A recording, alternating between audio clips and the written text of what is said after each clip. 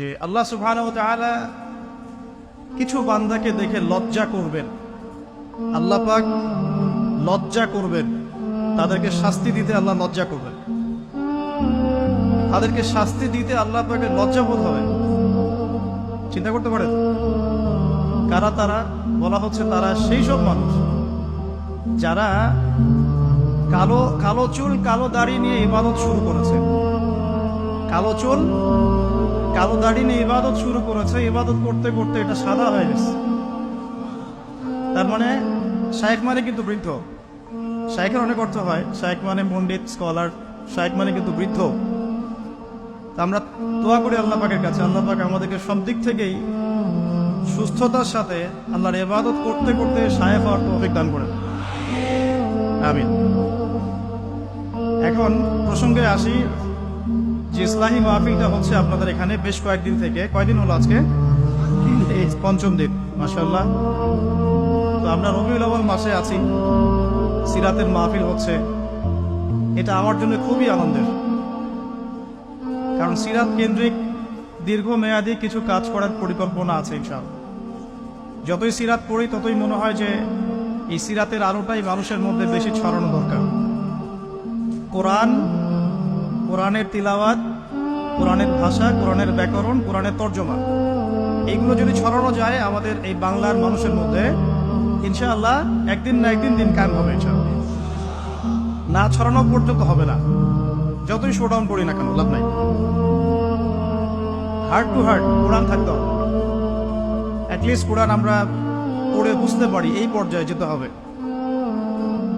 আমরা মক্তব পড়ছি, মাশাআল্লাহ, অনেকেই মক্তব নিয়ে খেদমত করছেন, কিন্তু ওরা যখন আবার স্কুলে ভর্তি হচ্ছে তারা কোরআন হারিয়ে ফেলছে, আবার কলেজে পড়তে যাচ্ছে সেখানে কোরআন থেকে তারা সরে যাচ্ছে।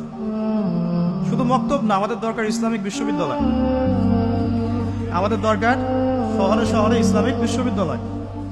এবং জেনারেল শিক্ষিত মানুষের সংখ্যা বাংলাদেশে প্রায় 70%, আরো বেশি হবে, আমি কম করে বললাম।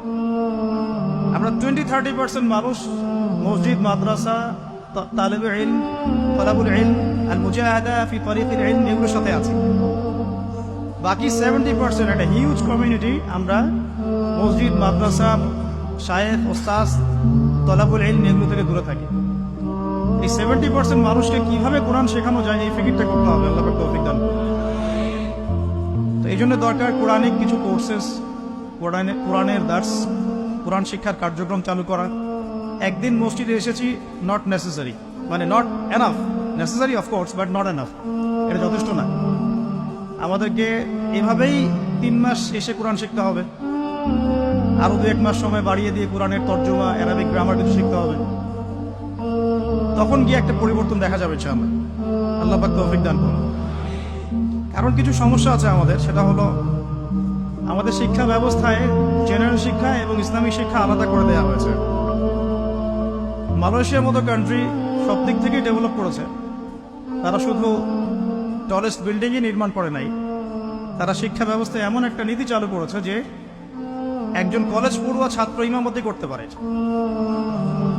ছোট থেকেই সে এভাবেই পড়াশোনা করে উঠে আসছে। এটা আমরা করতে পারতাম, এটা আমাদের যারা দায়িত্বশীল আছেন, শিক্ষা বিভাগে যারা আছেন, রাষ্ট্রে যারা আছেন, তারা করতে পারতেন এবং আপনাদের পারা উচিতও বটে। কারণ আজকে আমাকে টপিক দেওয়া হয়েছে নবী সাল্লাল্লাহু আলাইহি ওয়াসাল্লামের নেতৃত্বের গুণাবলী। এই টপিকটা এতই ক্রিটিক্যাল, ওনারা আমাকে বলেছেন 10টা থেকে 11টা পয়েন্টস আপনি বলেন। তো আমি শুধু গাড়িতে লিখতে লিখতে আসছিলাম, তো দেখলাম যে 18 থেকে 20টা হয়ে গেছে। এটা নিয়ে লিখতে থাকলে 50টা কম হবে না। নেতৃত্বের গুণাবলী, নবী সাল্লাল্লাহু আলাইহি ওয়াসাল্লাম কিভাবে তার নেশনকে লিড দিয়েছেন। তো লিডারশিপের প্রথম তার যে একটা ভিশন ছিল সেটা হলো সবাইকে শিক্ষিত করত।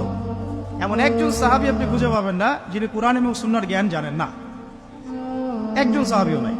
এমনকি আবু সুফিয়ান রাদিয়াল্লাহু আনহু, যিনি একদম শেষে গিয়ে ইসলাম কবুল করেছেন, কখন? ওই যে মক্কা বিজয়ের আগে আগে, তিনিও শেষ বয়সে যখন রোমকদের সাথে যুদ্ধ করছিলেন, ইয়ারমুকের যুদ্ধ, সেই যুদ্ধে কিন্তু তার একটা বড় ভূমিকা ছিল, তিনি একটা বড় ভূমিকা রেখেছেন ইয়ারমুকের যুদ্ধে। মানে এক পর্যায়ে মুসলিমরা জিতে যাচ্ছিল, কিন্তু রোমকদের পাল্টা আক্রমণে মুসলিমরা ছত্রভঙ্গ হয়ে পড়ে। এবং মুসলিমদের রমণীদের যে খেমা আছে মানে তাবু, এই পর্যন্ত কুফার সৈন্যরা চলে আসছিল। এই সময় আবু সুফিয়ান রাদিয়াল্লাহু আনহু একটা জোরালো ভূমিকা রেখেছে এবং তার সাথে ছিলেন ইকরিমা বিন আবি জাহেল, আবু জাহেলের ছেলে ইকরিমা রাদিয়াল্লাহু আনহু। মানুষের লাইফটা আসলে কেমন, যার বাবা জাহান্নামী তার ছেলে জান্নাত।